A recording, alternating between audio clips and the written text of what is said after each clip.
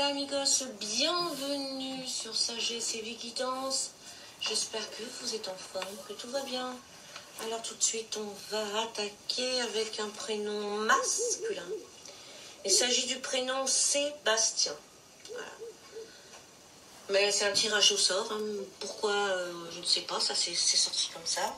Alors si vous avez, vous, des prénoms avec lesquels vous avez envie de jouer ou de savoir, de comprendre, eh bien, il vous suffit de me le dire et de m'envoyer un petit mot pour que je puisse, avec plaisir, travailler sur votre prénom.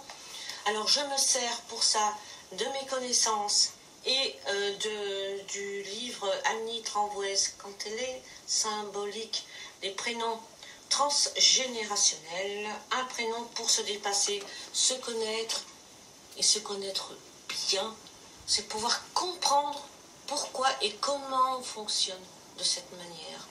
Et on peut également, quand on connaît bien son prénom, eh bien, modifier quelques comportements peut-être douloureux, voilà, ou autres, pourquoi pas. Alors Sébastien, eh bien, il est fêté un 20 janvier, il a la vibration 4. 4, eh bien, c'est l'empereur. Hein. L'empereur, on sent que l'empereur, il est bien ancré au sol. Voilà, c'est quelqu'un sur qui on peut compter. Voilà. C'est une personne forte et c'est une personnalité forte. Voilà, alors l'étymologie, ben, ça vient du grec Sébastos, égale honoré. Bon, pour la petite histoire du saint, entre guillemets, hein, Saint Sébastien, ben, entre parenthèses, 3e siècle. Bon, alors Sébastien, le Saint Sébastien, fameux Saint Sébastien originaire d'une famille milanaise, je vais y arriver. Il est né dans le Languedoc, à Narbonne. L'église est érigée sur le lieu de sa maison natale. Vous voyez que déjà, capitaine des armées romaines, celui-ci devait massacrer tous les chrétiens. Alors déjà, c'est pas très sympa. Il s'est converti et il visite les prisonniers chrétiens, il les console et les encourage. Condamné, son corps attaché à un arbre fut transpercé de flèches par ses compagnons d'armes. Alors, chaque flèche, il faut le savoir, sortie de la lumière de l'arbre, se mit à saigner. C'est ce qui se dit. Bien que laissé pour mort, il a guéri de ses blessures grâce aux bons soins d'une veuve. Encore une femme. Sitôt, il n'eut de cesse d'aller retrouver l'empereur, vous voyez, pour lui reprocher le peu de cas qu'il faisait des chrétiens. Furieux, ce dernier le fit bastonner à mort et jeta son cadavre dans les égouts. Il est enterré dans les catacombes de la Via Appia Roma. Sa statue percée de flèches le rendit populaire, patron des archers et des prisonniers, et fabricants d'aiguilles. Son aide est invoquée en cas de peste. Voilà, donc c'est quelqu'un qui, déjà, le Sébastien, qui a un rapport avec les moteurs, avec les aiguilles, avec, voilà, c'est quelqu'un qui aime bien peut-être toucher, sentir, voilà, avec ses mains, il aime, voilà, tout ce qui est, peut-être c'est un bricoleur né, hein, c'est pas, hein, à savoir. Voilà, donc quand on dit qu'il est le patron des archers, c'est pourquoi pas, hein. C'est le patron des archers, des prisonniers, des fabricants d'aiguilles.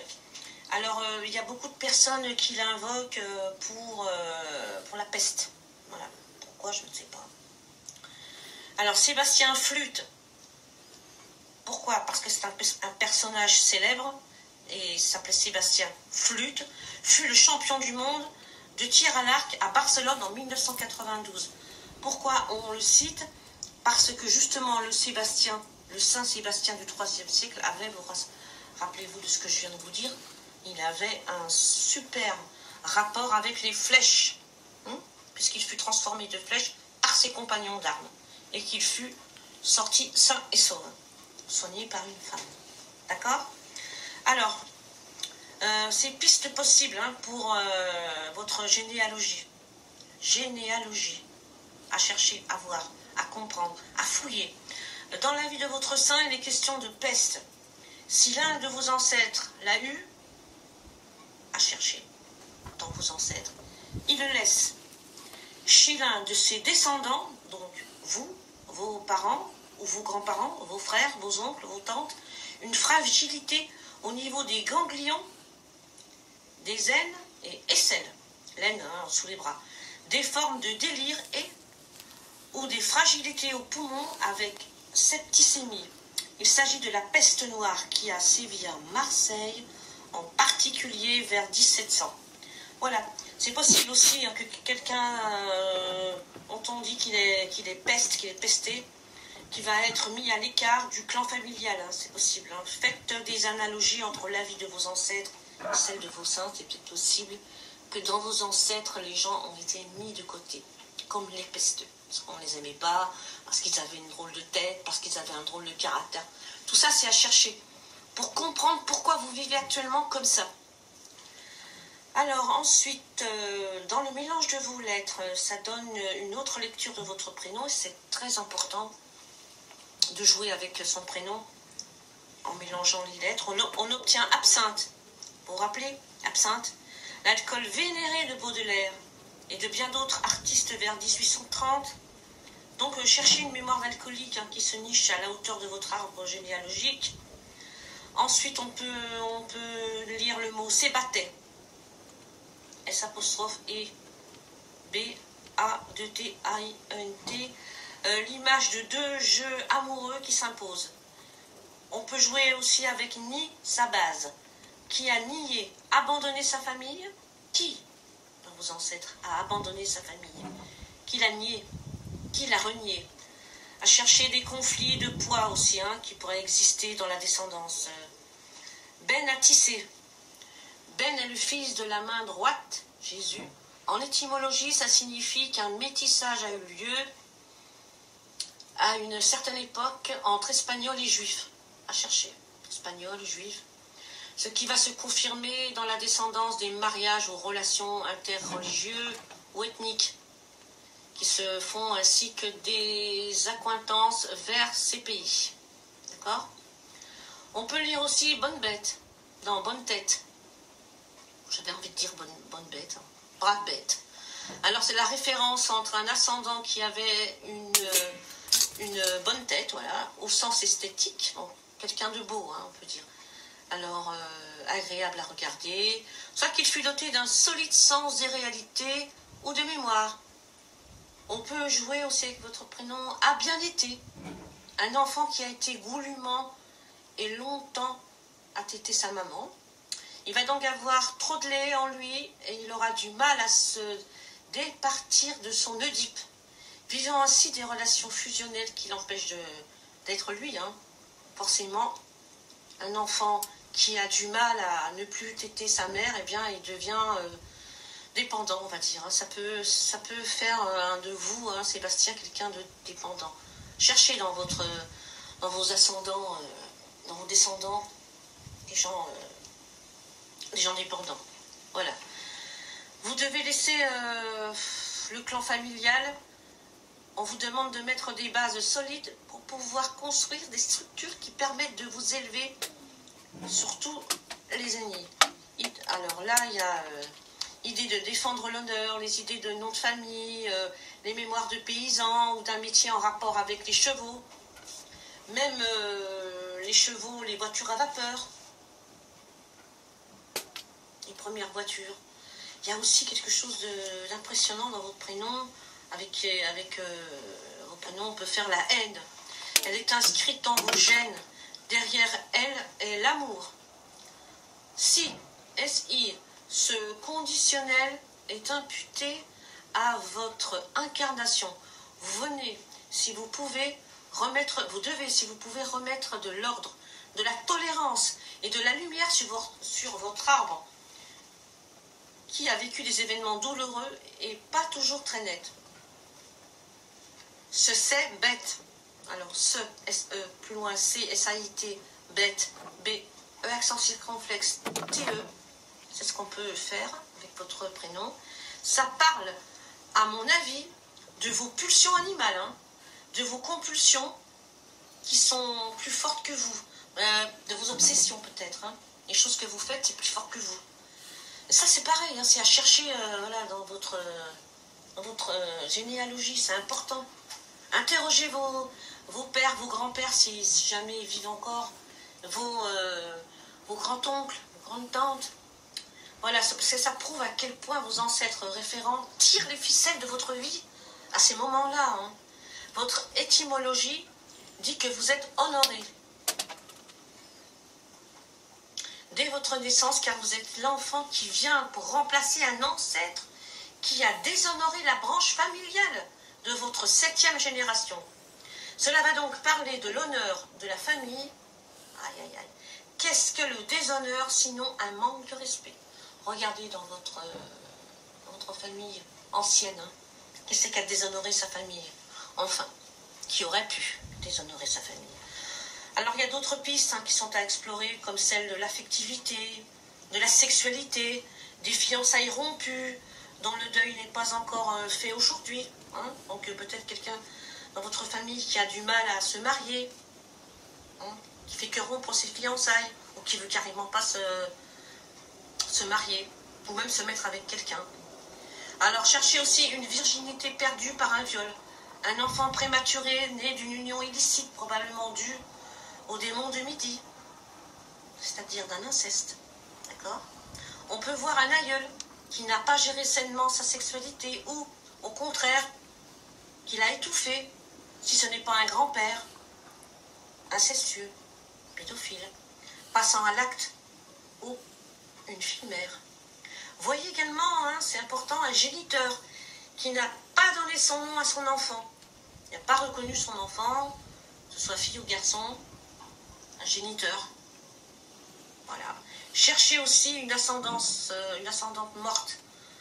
Donc quelqu'un qui était enceinte de 6 ou 7 mois, qui est morte, ou un père qui a élevé seul son enfant, s'étant aussi féminisé, qui a été peut-être moqué, ou un secret de famille caché, un bâtard, quelque chose de tabou qui bloque l'aération de l'arbre, faisant sans cesse retomber dans les mêmes pièges transgénérationnels. Hein. Ça se peut quelque chose qui est répétitif. Vous vous dites, ça c'est pas possible, c'est toujours les mêmes choses, on répète. Donc c'est pourquoi vous êtes là pour essayer de comprendre et pourquoi votre ancêtre vous implore de mettre en lumière ce grain de sable qui bloque la roue de l'évolution de votre arbre. Le domaine dans lequel vous êtes le plus fragile sera sans nul doute, celui où cet ancêtre s'est fourvoyé. Colère démesurée, désir ont entraîné cet aïeul vers la catastrophe. Qui est né 2 fois? Un père biologique qui ne reconnaît pas sa progéniture, puis un homme qui lui donne son nom. Cherchez aussi une date de naissance notée différemment sur le livret de famille. Ah, ça arrive très souvent, ne croyez pas, mais ça arrive très souvent. Ce n'est jamais innocent et rarement dû au hasard. Un enfant est considéré comme mort à la naissance et le voilà qui se met à crier, ou peut-être un enfant prématuré qui va survivre malgré les pronostics. Vous avez vraiment beaucoup de choses à regarder, hein, les Sébastiens. À chercher dans votre généalogie. Vous pouvez remonter jusqu'à 300 ans. Hein. Après, c'est pas la peine. De toute façon, ça serait impossible. De nombreuses raisons peuvent générer cette double naissance. Hein. Il y a une histoire boiteuse, hein, si ce n'est pas un homme boiteux réellement. Cherchez aussi un homme qui était boiteux, qui est boiteux même, hein, près de vous, dans votre famille. Il y a aussi en dévalorisation sexuelle face aux femmes. C'est une piste à ne pas négliger. Un aïeul qui a souffert de la terrible jalousie d'une femme, ou sa mère, ou son épouse. C'est possible hein, qu'un aïeul ait eu une mère cassatrice, ou une femme cassatrice aussi. Et que ça l'a rendu fou et lui ait fait perdre le fil de sa vie. Et puis aussi commettre un crime. Quoi qu'il en soit, c'est en vivant un amour vénérable que vous pourrez restaurer cette souffrance. Voilà, c'est vraiment vous devez vivre l'amour. L'amour, un amour doux, un amour vénérable. Voilà. Pour soigner vos descendantes, n'est-ce pas? Il s'agit aussi de pertes d'argent importantes hein, qui sont ici. Hein. Des familles déracinées, exilées, qui ont vécu dans la précarité, des problèmes d'argent qui vont surgir avec des faillites, des pertes au jeu, une difficulté à garder l'argent entre vos doigts, car votre cerveau a fait l'analogie que l'argent égale malheur. Vous avez peut-être la force de gagner beaucoup d'argent, mais vous ne savez pas le garder, ça glisse entre vos doigts, ou alors contrairement, vous n'arrivez pas à gagner de l'argent. Et vous vous dites que c'est pas possible, c'est dingue. Comment ça peut se faire un truc pareil? Mais des fois, ça remonte à, voilà, à un vœu qu'on a fait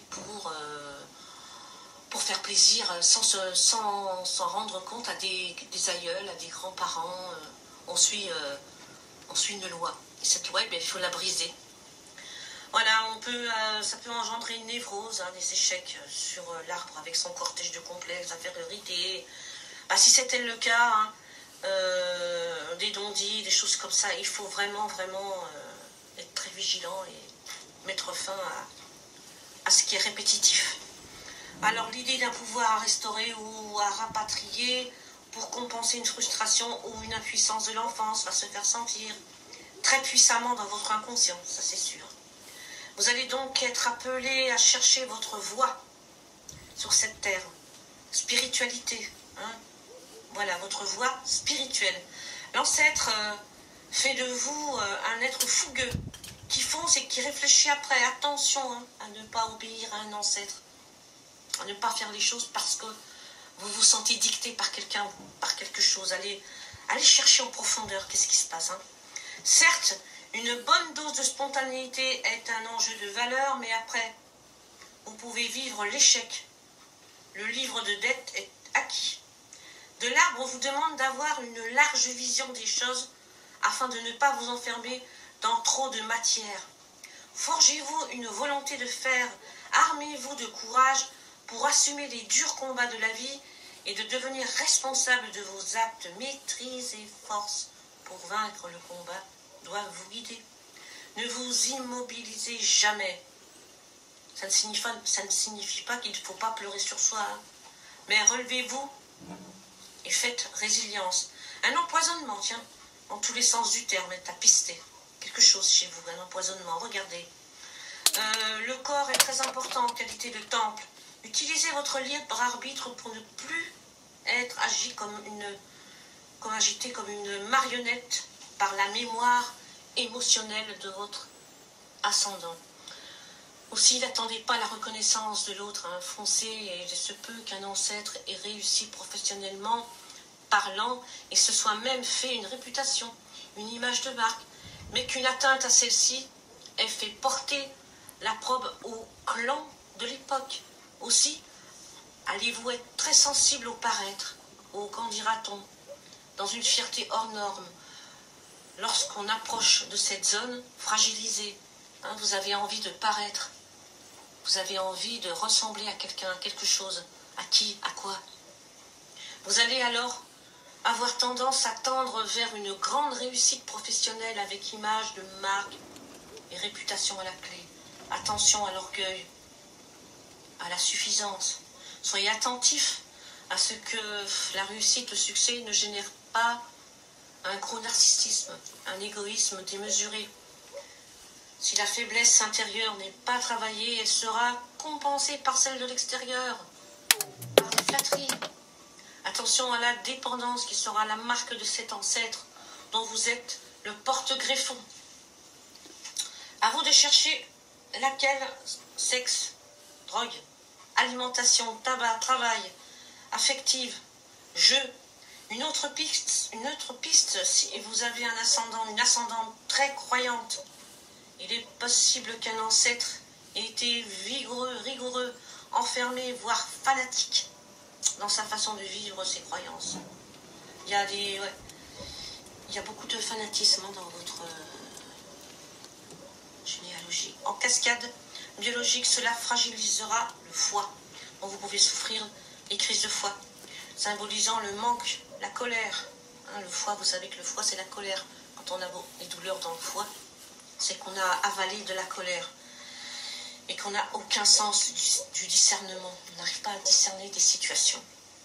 Pointez le bannissement sur votre arbre. Prison, hôpital, psychiatrique, sexualité malsaine, maladie honteuse. Dernière piste, celle de la violence.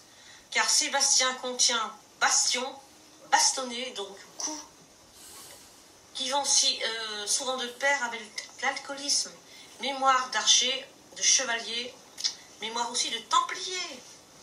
Alors à vous, votre message transgénérationnel, c'est faites l'expérience de la paternité et bâtissez quelque chose, un foyer, une idée, une structure. C'est le Père qui doit permettre d'affronter ces épreuves de la vie. C'est lui qui incarne nos idées spirituelles, nos codes éthiques, notre lutte pour la survie, l'autorité et l'ambition qui mènent à la réussite, la discipline et la sagesse nécessaires pour atteindre nos buts. Il nous permet d'affronter les épreuves de l'existence.